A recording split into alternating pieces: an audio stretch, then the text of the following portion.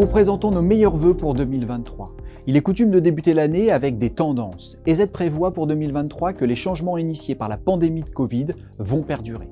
Ils impactent notre vie professionnelle autant que personnelle et s'appuient sur la transformation numérique de notre société. Deux technologies occupent une place prépondérante dans ce changement, le cloud et l'intelligence artificielle.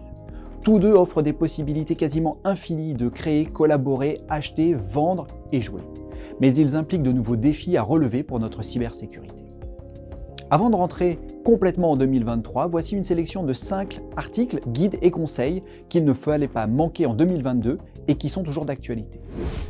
Pour débuter, nous avons partagé un kit de sensibilisation à la cybersécurité à destination des employés, de quoi contribuer à ce qu'ils deviennent acteurs et puissent créer un rempart efficace contre les attaques.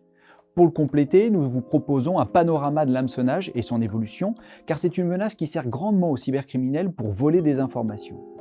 Et en lien avec le télétravail, nous vous proposons un article de blog abordant le sujet du stress lié au télétravail et son impact en termes de cybersécurité.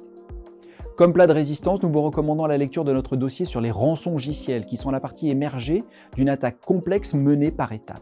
En apprenant et en comprenant ces étapes, on poursuit l'objectif de limiter la progression des attaquants au sein du réseau de l'entreprise et d'éviter ainsi qu'ils n'atteignent leur objectif final, le rançongiciel, c'est-à-dire le chiffrement de nos données et la demande d'une rançon.